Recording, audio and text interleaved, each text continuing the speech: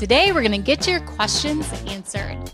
I'm Ashley Kerr, and I'm here with Tony J. Robinson. And welcome to the Real Estate Rookie Podcast, where every week, 3 times a week, we bring you the inspiration, motivation, and stories you need to hear to kickstart your investing journey. And today, we're going back into the BiggerPockets forums to get your questions answered. Now, guys, the forums is the best place to go and post your questions and get responses from real estate investing experts. And today we're going to discuss how can you build a pool of potential tenants for free, what to do when a sheriff comes to evict your tenant, whether or not you can live in your garage and rent out your house, and would you cash out refinance or should you cash out refinance in this current market? Okay, so Tony, I want to start off in just general landlording discussions.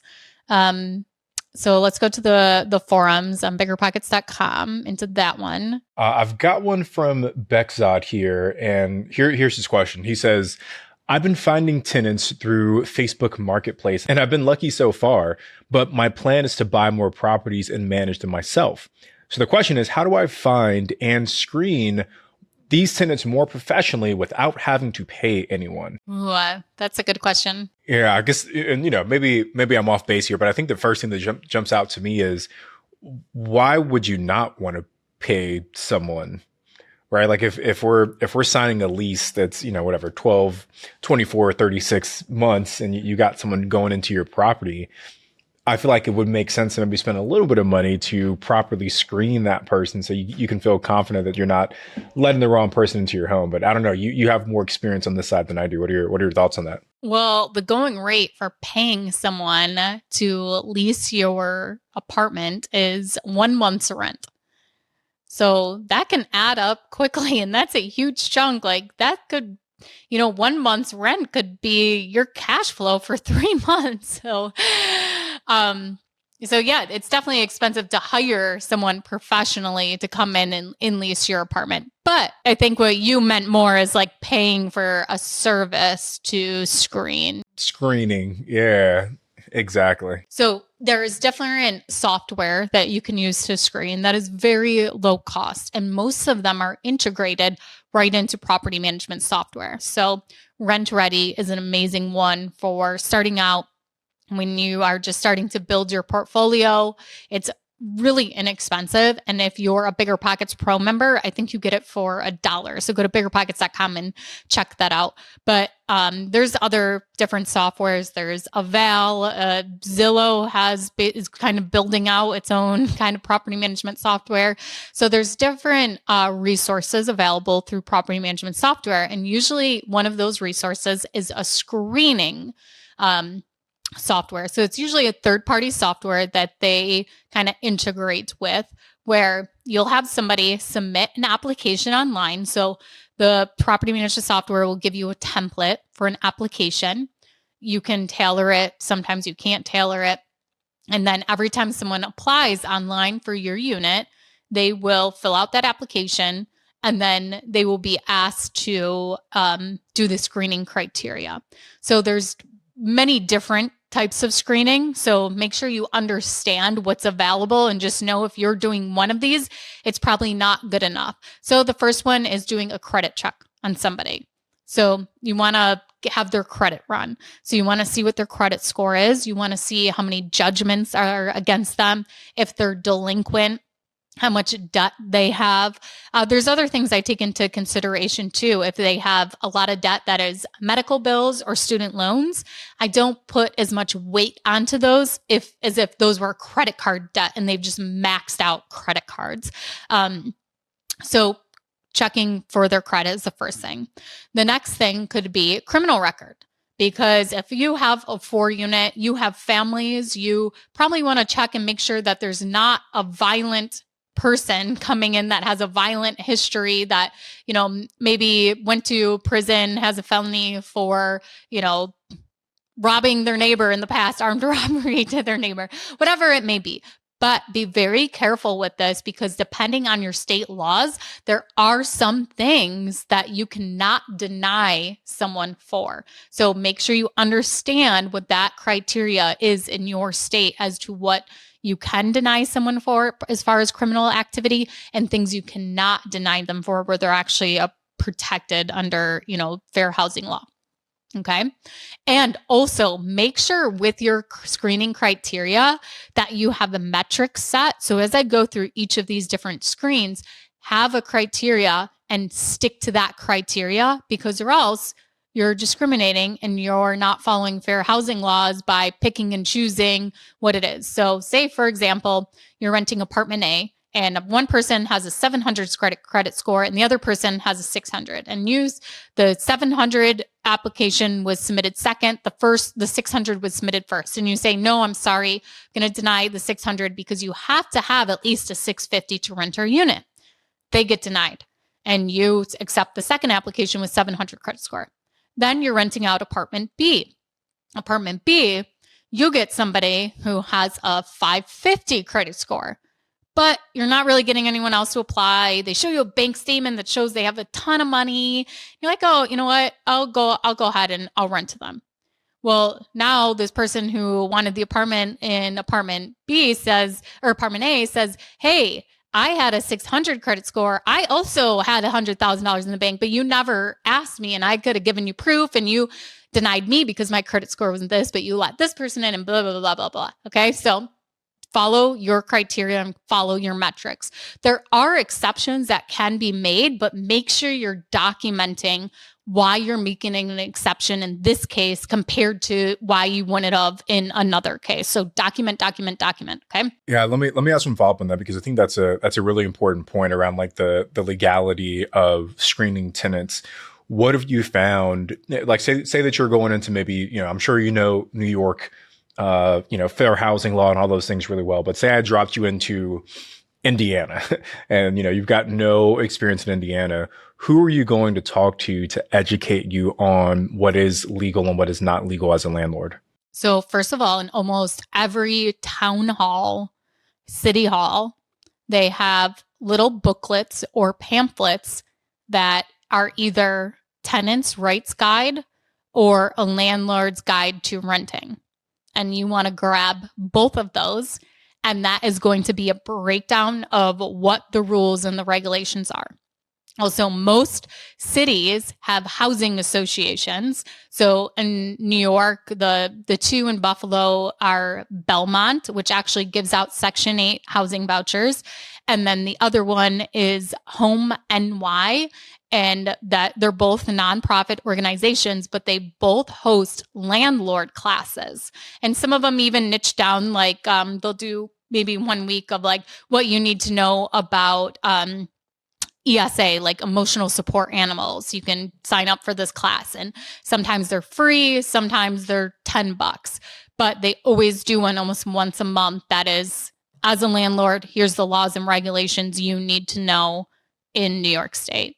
So that right there is a great starting point. And a lot of classes since after COVID are done virtually now, so you don't even have to go anywhere to take the classes. So finding, those housing organizations in your market that you want to invest in and taking those classes is just like a really great starting point. And then just going on the state website and searching landlord laws, and you'll usually get like a breakdown of, usually there's a super user-friendly guide that you can read.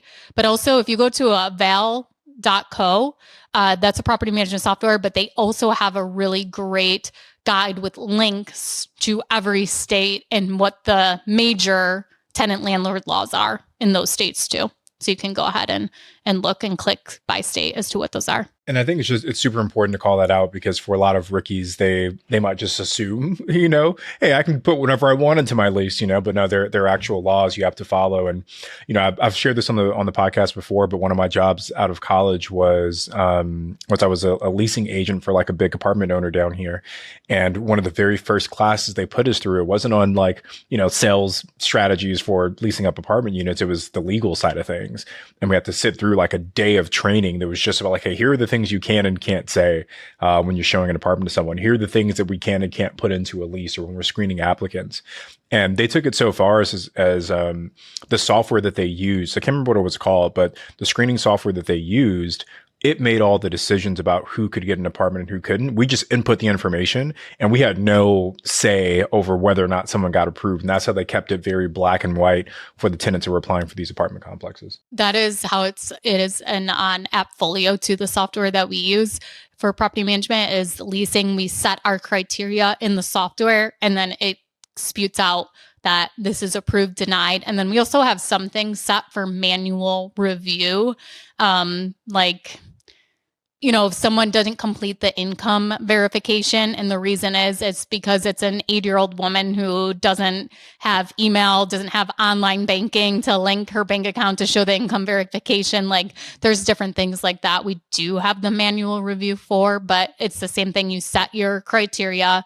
And then also too, if you are manually reviewing, you are documenting right into the software as to what that change was and why you did it. But back real quick and we'll go on to the next question, but I want to finish like the different types of screens that you should do. So we had the credit screen, and then we did the background check, and then also the income verification you want to do. So that can be integrated right in, where what they're doing is the way our software does it, at least that we use through Appfolio, is they actually have the person link their bank account and it will check their bank account to see their deposits that are made from their pay stubs and verify it that way. Then you can also do employer verification. And this you could do manually. It was like they say their employer is this place, and you just call the place, or you have a VA do it, call the place and just say, I need to verify that so-and-so works here. When did you start? Is he current and in good standing as an employee? He's going to be having a shop. You can do that too. So there are different ways to screen. And then you can do credit references and personal references. I really don't put a lot of weight to those because you can put down whoever's number you want. Even the same with checking on like the previous landlord calling too, as to calling their previous landlord.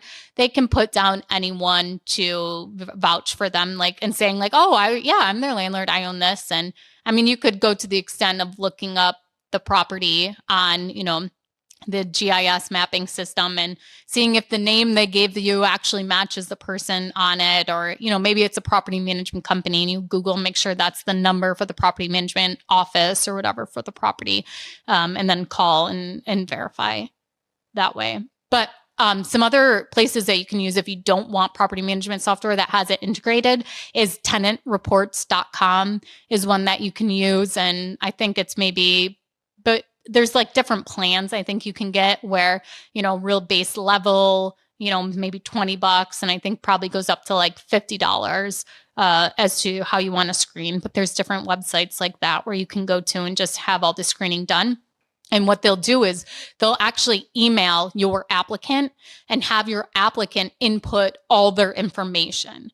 So that's instead of them giving you their social, their, bank account information, their pay stubs, things like that, they will get all of that directly from the tenant themselves, which I think is a really nice feature that you don't have to handle and be responsible for their financial information, that the third party is handling that for you. Well, a lot of great breakdown, or really great breakdown there, Ash, for what folks should look for as they're screening those tenants. So Ricky, stay tuned because you're going to hear as we help first a Ricky investor decide to do a cash out refinance with current rates, and if you can live in your garage and rent out your house. But first, we're going to hear a quick word from today's show sponsors. All right, guys, welcome back. So Ashley, how about you? Is there a question that sticks out to you in the forums that we should maybe go through next? Yeah, I'm in the house hacking discussions and I found one from Fisher. He said, can I live in my garage and rent out the rooms in my house? So here's a little background on me. I am 22 and bought my first house hack 2 years ago. It was a home run and I'm ready to do it again. Interest rates are making deals a lot harder to come by, but I'm looking for a creative solution. I can't seem to find a clear answer on this. I understand that you cannot rent out a garage as a living space to someone else unless properly finished and approved by the city, but could I live in it?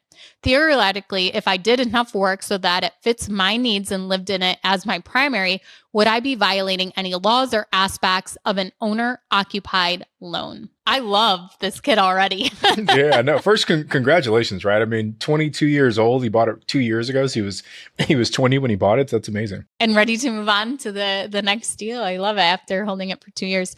Okay, so I don't know these answers for sure. Well, this I know for sure is like he mentioned, he would get it enough to fit his needs. If you're going to be doing any plumbing, electrical work, things like that, then that's where I would go into, yes, you need permits. You need to go to the city and have permits to get that done. And that would be violating your city regulations that you're doing plumbing and electrical work without getting permits for those. So that would be the first thing.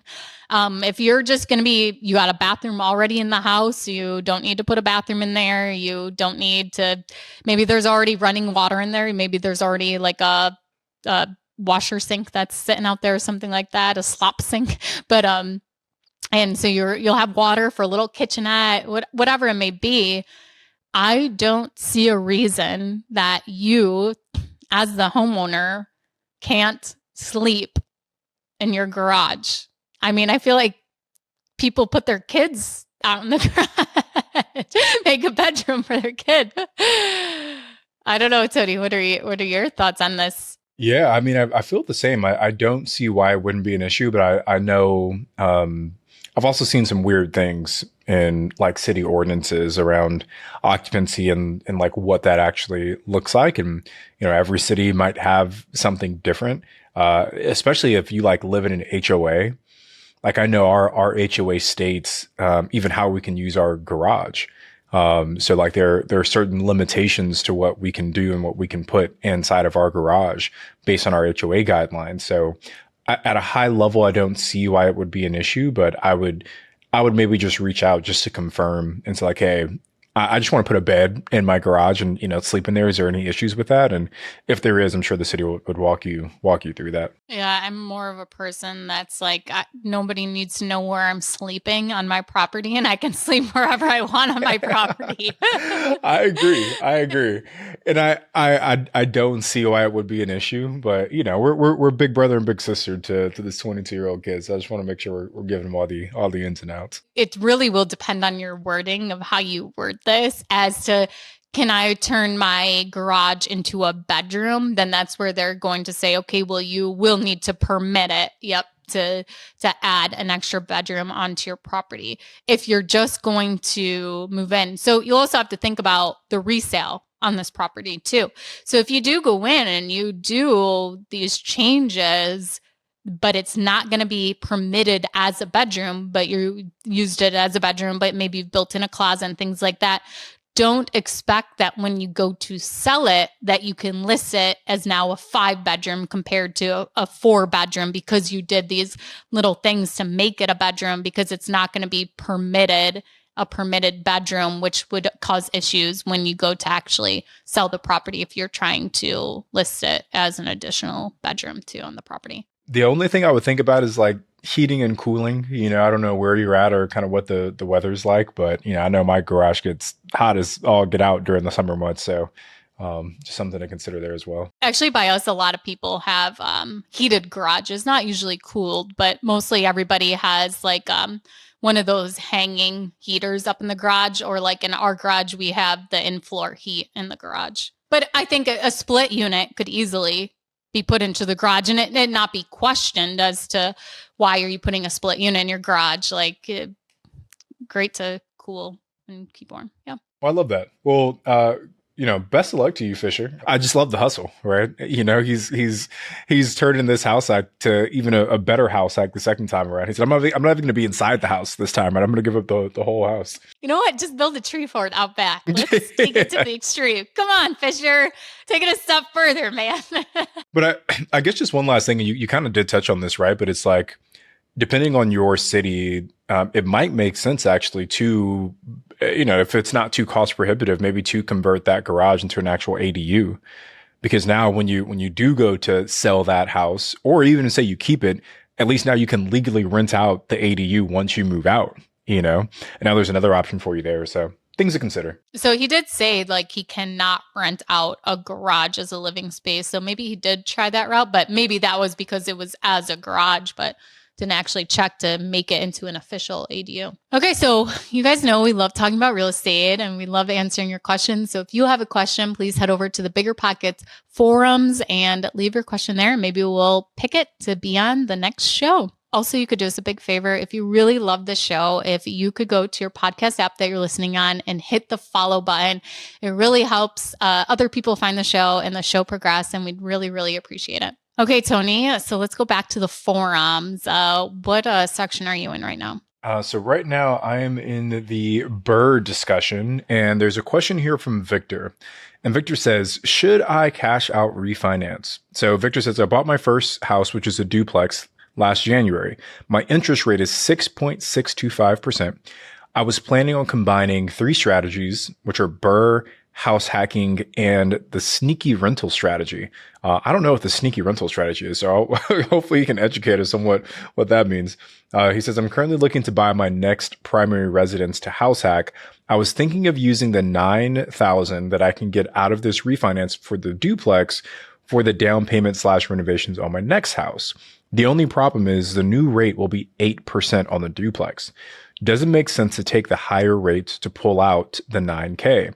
I should also mention that I can't wait until rates come down to refinance because I will only be able to take out a loan for 70% of the value as opposed to 75% that I can get while it's my primary. So it sounds like the basic premise of Victor's question here is I'm at a 6.625. Does it make sense to refinance that rate up to an 8% to get $9,000 in cash back? What are your thoughts on hearing that, Ashley? Well, I'm assuming that by he means sneaky rental strategy, as in he just bought the duplex last January, which is not a year away, and he's looking to rent out his unit before the year is up, is what I'm thinking maybe is the sneaky rental strategy. So most mortgages require you to live in the property for 1 year before you vacate the property, unless you have like a job relocation or there is a circumstance that allows you to move from the property. Like relocating, there's, you're called into service, different things like that, that allow for it. But most of the time you are required to live there for 1 year in that property. So most people would live there for a year, then go and buy their next property, turning the previous one into a rental. Okay. So what's the actual question? So should he do a cash out refinance and increase that rate from 6.625 up to an 8% to get that $9,000? No. That was a quick and confident no. Because he's not even considering closing cost into that. I don't think, unless that's like net after closing cost, but you're going to be increasing what your mortgage is if you're wrapping closing costs in. I would say that, and plus you're increasing your interest rate by, what is it? Almost 2%. Yeah, 2%. I just agree with you, right? I think $9K, I don't think it's a big enough chunk of cash to do a refinance, given where your current interest rate is and where it's going to go. Yeah, that's what I said. Are you disagreeing with me? No. I said I agree with you. Oh, I thought you said I'm going to disagree with you. No, I 100% agree with you. We recently did a refinance on one of our properties, and I think our rate was like 4, and we refinanced up to like 7, but we were able to pull out I think like $120,000 on that refinance, right? So that was a big chunk of cash for us. So we could honestly reinvest in a big chunk of it back into that property to renovate it and make it nicer. But that was enough cash for us to feel confident in what we were doing. But $9K feels a little slim to, like Ashley said, have those closing costs and to increase your mortgage payment by whatever that change ends up being. Yeah. So like figure if you bought it in January, there's not that much, say it was a 30-year fixed rate mortgage. There's not that much principal pay down. In the beginning of the loan, you're paying more interest than you're paying principal. Okay. So in this scenario, I just said he had a mortgage of $500,000. Okay. And maybe paid down a little bit of principal. He's increasing his mortgage payment, most likely probably hasn't paid off $9,000 yet over the last 7 months. So the mortgage is probably actually going to be a little bit higher. So if he had the 6.625%, if he did get a $500,000 mortgage, his monthly payment would be $3,200 a month. Okay. So say he's pulling out getting a mortgage again, refinancing for $500,000, but at 8%, his mortgage is now $3,668. Actually, $466 his mortgage increased by. Okay, so if you take 9,000 divided by 400 and what I say, 66, so 19 months to be stuck into an interest rate at 8% only to get $9,000 19 months sooner. Plus, we're not even factoring closing costs of doing the refinance either, too. So I would say, no, that's a huge jump in your monthly mortgage payment by $650 just for $9,000. Totally agree. Couldn't agree with you more, Ash. Way to break out the calculator and run us through it all. Okay, so we're going to take our second ad break right here. But when we get back, we do have a question on an eviction. And what do you actually do when the sheriff shows up to evict your tenant? We'll be right back. All right, guys, welcome back. So, Ash, I'm looking at the general landlording discussions, and this question comes from Deeren, and he says, after a few months of paperwork, my lawyer has finally confirmed that the sheriff will be going to the property to evict my tenant for non-payment of rent. I'm being asked by the sheriff to be at the property at a certain time with a locksmith.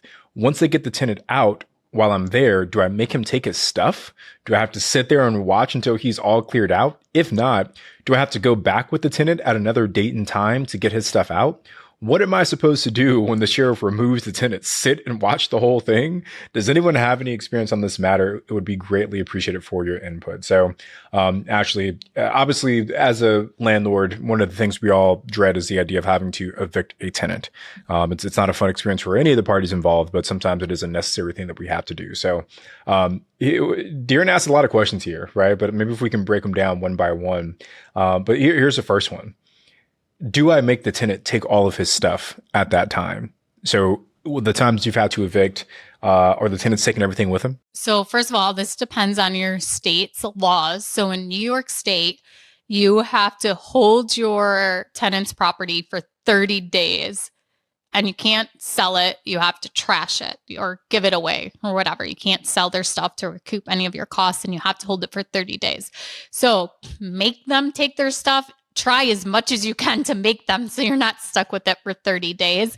So that really depends on the situation. First, with that kind of piece of it is when you're going, it really depends on how prepared they are that the marshals are showing up.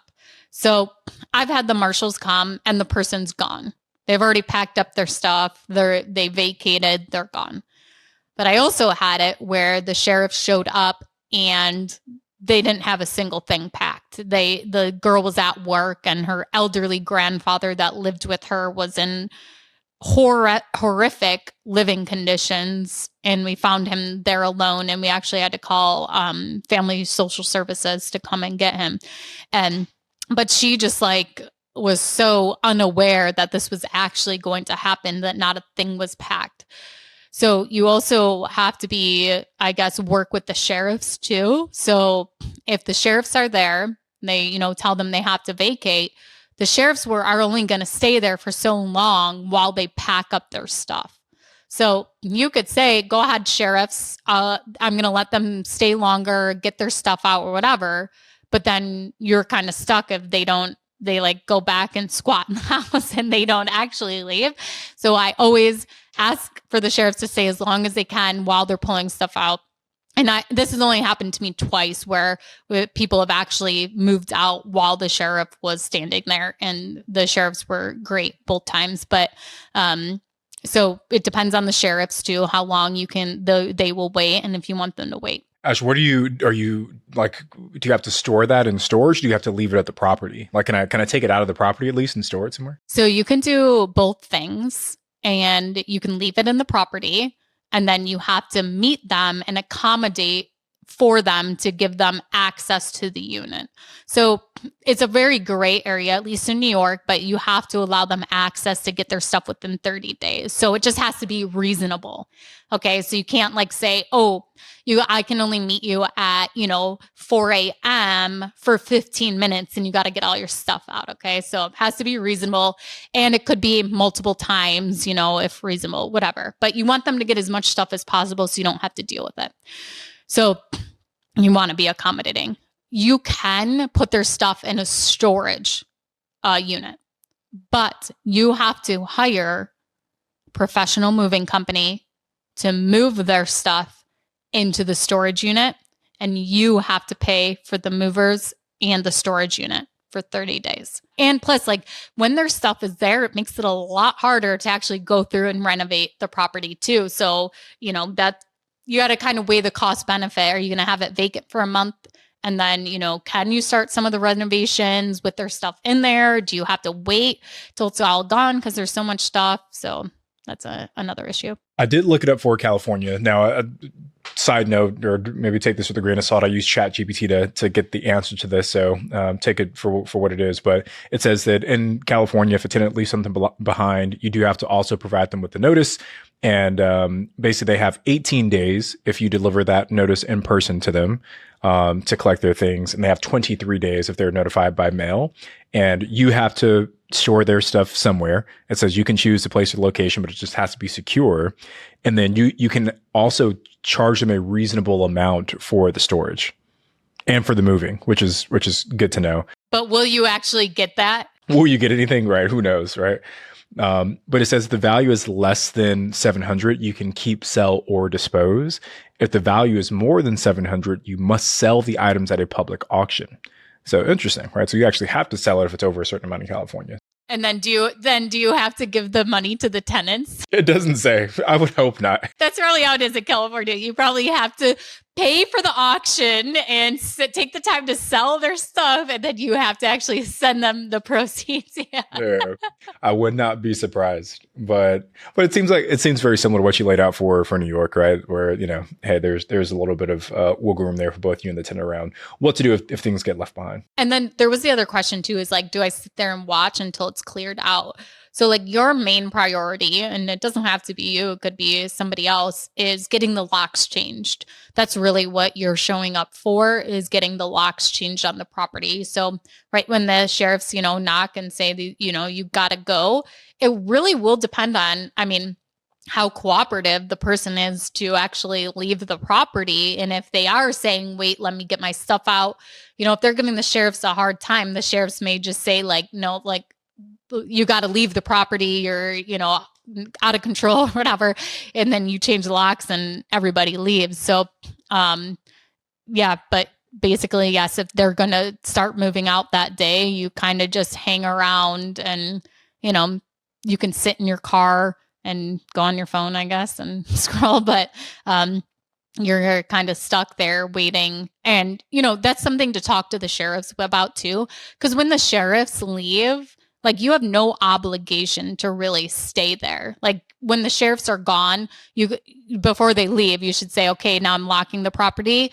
We can accommodate another time for you to come back and to get your things. And, the sheriffs won't be with you at that time to do that. So that's what you have to kind of, I guess, balance as to how much time do you want to give them that day, and compared to taking the time to come back again for their stuff too. Like I would highly recommend, like if they're literally just loading their little tiny 2-door Pontiac Cavalier, a car I had, by the way, they will, you're going to know they're not going to get a lot of stuff, let them pack whatever they can, but then say, when you have confirmation of a moving truck or something like that, let me know and I will come back and, let you in to get the rest of your stuff. But like, you don't want to be in a position where you're meeting them every day for them to get a few things to pack into their car too. But make sure you bring a lock set and bring the tools with you to change the locks. and it makes sure you know how to change a lock, because the one with the elderly grandfather, like I was really struggling with getting the lock changed. It was just like something with the door. Like I've changed a ton of locks, and it was before, like now we just changed the core, like all the handles stay the same. We're just changing the core to our master lock. But before that, we were just changing the whole handle, and I just couldn't get it to work. And the one sheriff was so nice. And I have actually talked about him before on the podcast, because he told me how when he was in college, he used to work for a property manager. He would get all his maintenance request slips in the morning. And in between his classes, he would run and go do maintenance requests at this landlord's properties. And he said that, you know, he always wishes that he had invested in real estate. But the sheriff's side of seeing the evictions kind of veered him off from it. But he had to help me do the lock. And I think he probably just felt so bad for me. This helpless woman couldn't figure out how to get the lock to work. And if you have a question that you would like to ask us, make sure you go to BiggerPockets.com and go into the forums to ask your question, and also see if there's some questions you can answer too. Thank you guys so much for joining us for this week's Rookie Reply. We really appreciate you guys listening in. And I'm Ashley and he's Tony, and we'll see you guys on the next episode of Real Estate Rookie.